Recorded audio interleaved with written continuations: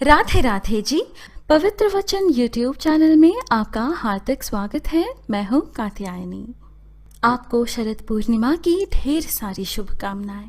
दोस्तों, इस वीडियो में शरद पूर्णिमा से जुड़ी 3 कथाएं सुनेंगे। पहली कथा जो कि है माता लक्ष्मी के धरती पर आने की कथा। शरद पूर्णिमा को रास पूर्णिमा भी कहा जाता है, इसलिए दूसरी कथा में महारास की कथा सुनेंगे। और तीसरी कथा जिनमें 2 बहनें शरद पूर्णिमा का व्रत करती थी, परंतु एक जो पूरे निष्ठा से व्रत करती थी तो वही दूसरी अधूरा व्रत करती थी। इस कथा को स्वयं भगवान श्री हरि विष्णु ने ब्रह्मर्षि नारद जी से कहा था। तीनों कथाएं बेहद सुंदर हैं और जो इन तीनों कथाओं को सुनता है वह धन्य है। इसलिए आपसे विनती है, आप कथा पूरी सुने, क्योंकि इस कथा को सुनने के बड़े चमत्कारी फायदे हैं। तो आइए कथा का श्रवण करें, पर उससे पहले शरद पूर्णिमा का महत्व जानें। आज चंद्रमा 16 कलाओं से युक्त होता है। आज से ही शरद ऋतु का आरंभ होता है। आज चांद की रोशनी के माध्यम से अमृत वर्षा होती है। शरद पूर्णिमा के शीतल चांदनी में भगवान श्री कृष्ण ने गोपियों संग महारास रचाया था। शरद पूर्णिमा के रात्रि के समय माता लक्ष्मी का विशेष पूजन किया जाता है तथा चंद्रमा की चांदनी में गाय के दूध से बने खीर रखी जाती है, जिसे ग्रहण करने से अमृतपान संपन्न होता है। ऐसी महान महत्ता रखती है शरद पूर्णिमा। तो आइए सुने इससे जुड़ी दिव्य एवं पौराणिक कथाएं, जिससे जीवन में भगवान श्री कृष्ण, माता लक्ष्मी और चंद्रदेव की कृपा सदैव बनी रहे। जय शरद पूर्णिमा माता की। चलिए अब वीडियो शुरू करते हैं और सुनते हैं माता लक्ष्मी के धरती पर आने की दिव्य और पौराणिक कथा। एक बार भगवान विष्णु के मन में धरती पर घूमने का विचार आया तो वे अपनी यात्रा की तैयारी में लग गए। स्वामी को देखकर माँ लक्ष्मी ने पूछा, आप कहाँ जा रहे हैं? तो विष्णु जी ने कहा, लक्ष्मी जी, मैं धरती लोक पर घूमने जा रहा हूँ। तो माता लक्ष्मी ने कहा, हे देव, क्या मैं भी आपके साथ चल सकती हूँ? भगवान विष्णु ने कहा, एक शर्त पर तुम मेरे साथ चल सकती हो। तुम धरती पर पहुंचकर उत्तर दिशा की ओर बिल्कुल नहीं देखोगी। माँ लक्ष्मी मान गई। माँ लक्ष्मी और भगवान विष्णु जी धरती पर पहुंच गए। अभी सूर्य देवता निकल रहे थे। रात बरसात होकर हटी थी। चारों ओर हरियाली ही हरियाली थी। उस समय चारों ओर बहुत शांति थी। धरती बहुत ही सुंदर दिख रही थी। माँ लक्ष्मी मंत्र मुग्ध होकर धरती को देख रही थी। वह भूल गई कि पति को क्या वचन देकर आई है और चारों ओर देखती हुई कब उत्तर दिशा की ओर देखने लगी, पता ही नहीं चला। उत्तर दिशा में माँ लक्ष्मी को एक बहुत ही सुंदर बगीचा नजर आया। उस तरफ से भीनी भीनी खुशबू आ रही थी। बहुत ही सुंदर सुंदर फूल खिले थे। यह एक फूलों का खेत था। माँ लक्ष्मी बिना सोचे समझे उस खेत में गई और एक सुंदर सा फूल तोड़ लाई। जब माँ लक्ष्मी वापस आई तो भगवान विष्णु जी की आंखों में आंसू थे और भगवान विष्णु जी ने माँ लक्ष्मी को कहा कि कभी भी किसी से बिना पूछे उसका कुछ भी नहीं लेना चाहिए। साथ ही अपना वचन भी याद दिलाया। माँ लक्ष्मी को अपनी भूल का पता चला तो उन्होंने भगवान विष्णु जी से इस भूल की माफ़ी मांगी। तो भगवान विष्णु जी ने कहा कि जो तुमने भूल की है उसकी सज़ा तो तुम्हें ज़रूर मिलेगी। जिस माली के खेत से तुमने बिना पूछे फूल तोड़ा है, यह एक प्रकार की चोरी है। इसलिए अब तुम 3 साल तक माली के घर नौकर बनकर रहोगी। उसके बाद मैं तुम्हें वैकुंठ में वापस बुलाऊंगा।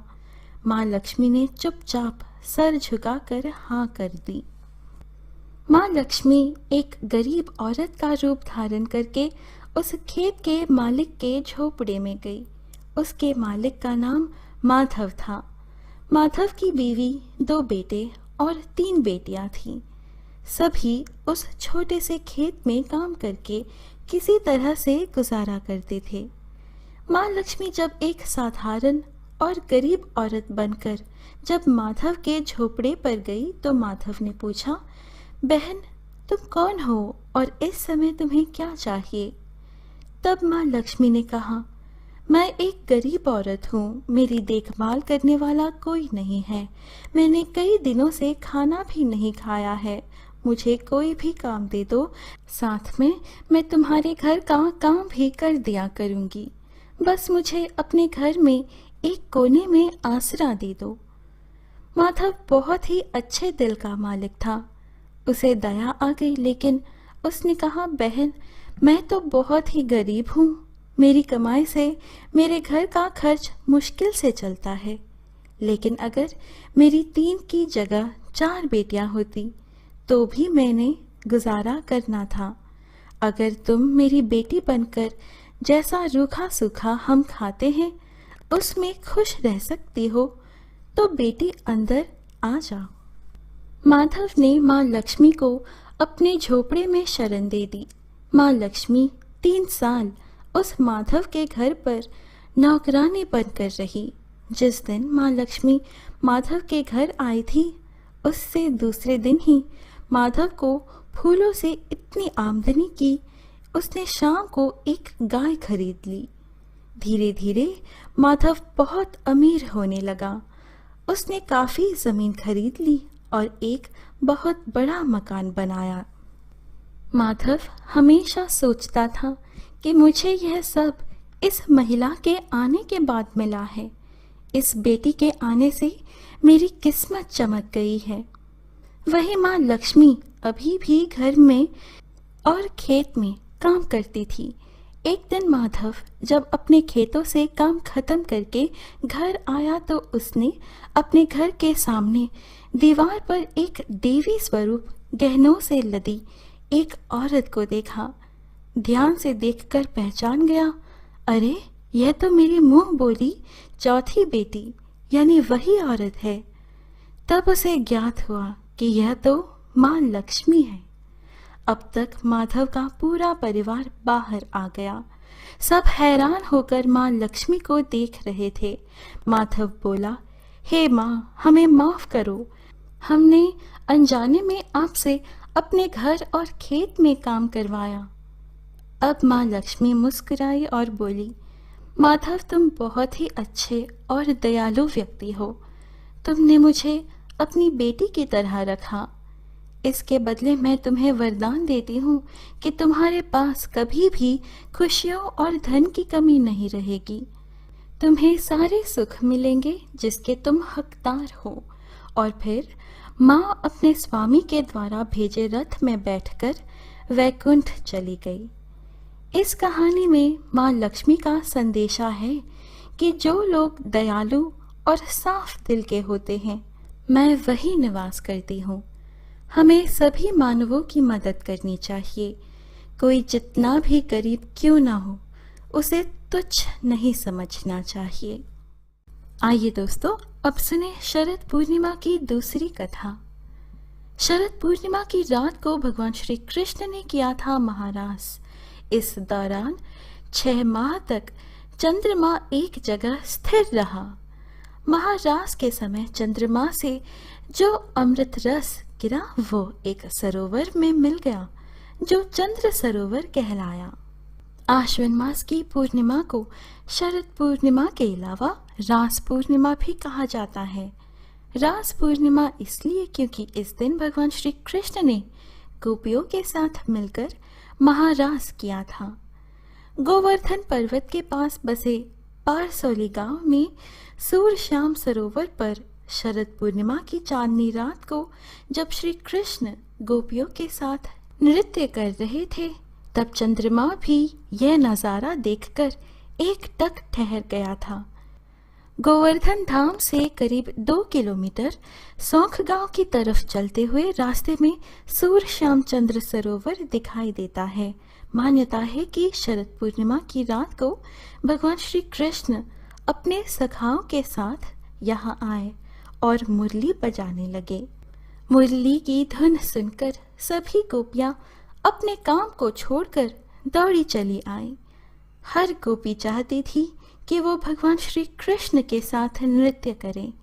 जब एक एक कर हर गोपी ने भगवान श्री कृष्ण से आकर अपनी मन की बात कही, तो भगवान श्री कृष्ण ने उनकी इस इच्छा को पूरा करने के लिए सभी के साथ नृत्य किया।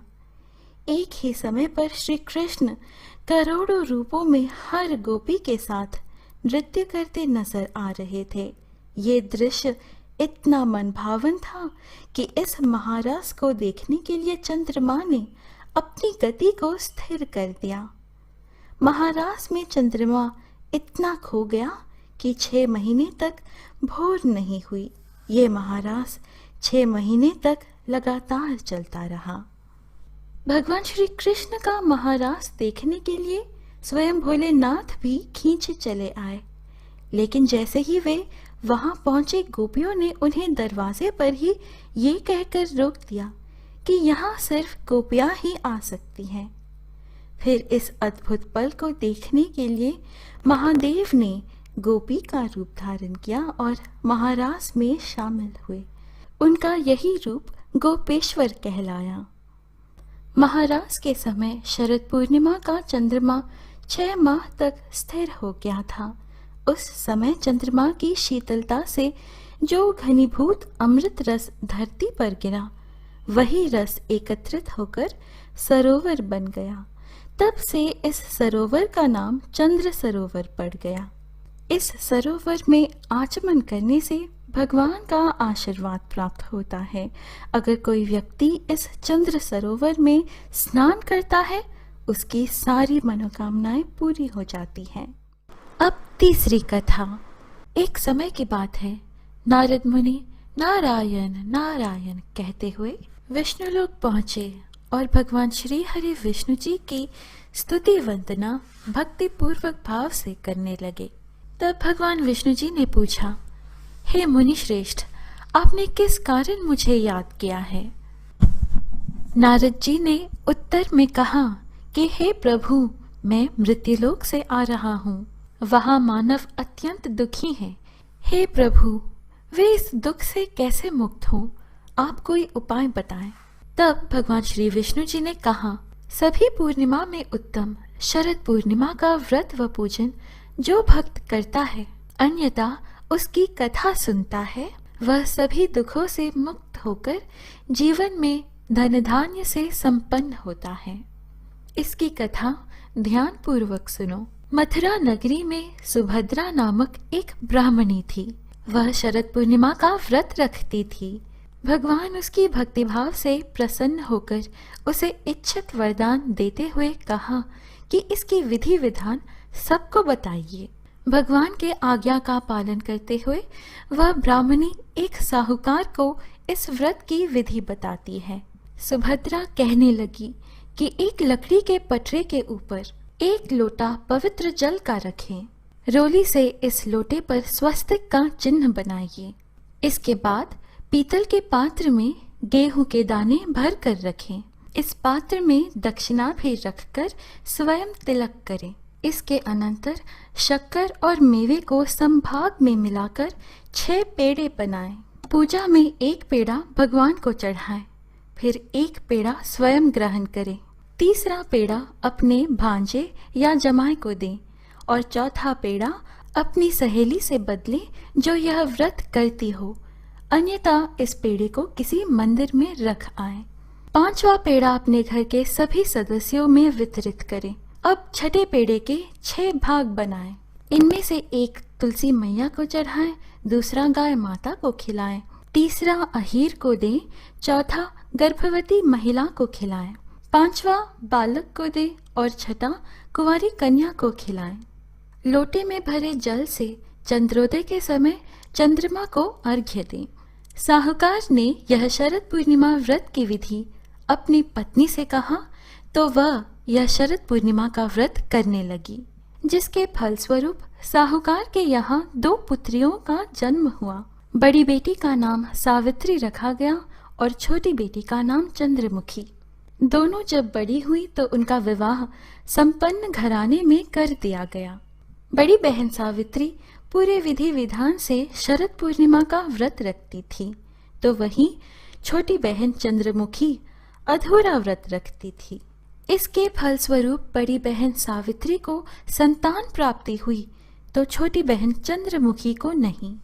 चंद्रमुखी के संतान जन्म लेते ही मृत्यु को प्राप्त होते। तब चंद्रमुखी ने अपने मृत संतान को एक पटे पर लेटा दिया। संयोगवश उसी समय बड़ी बहन सावित्री चंद्रमुखी के घर आई। मरे हुए बच्चे को देखकर सावित्री ने मन ही मन भगवान का नाम लेते हुए उस बच्चे पर अपना हाथ फेरा, तो वह बच्चा जीवित हो उठा। चंद्रमुखी के खुशी का ठिकाना ना रहा। उसे शरद पूर्णिमा के व्रत की शक्ति समझ आई। उसे अपनी गलती का एहसास हुआ और उसने भगवान से क्षमा याचना की कि आइंदा ऐसी गलती नहीं होगी। तभी गांव में हाहाकार मच गया कि जो कोई इस शरद पूर्णिमा के व्रत को पूरे विधि विधान से करता है, उसे संतान सुख प्राप्त होता है, संतान की वृद्धि होती है, मनोवांछित फल की प्राप्ति होती है। भक्तों, यह थे शरद पूर्णिमा से जुड़ी कथाएं। आशा है आपको आज की हमारी यह प्रस्तुति अच्छी लगी। इस प्रकार के और वीडियोस पाने के लिए कृपया हमारे YouTube चैनल पवित्र वचन को सब्सक्राइब कर हमसे बने रहिएगा। फिर मिलेंगे अगली वीडियो में। जय श्री कृष्ण, राधे राधे, जय माँ लक्ष्मी।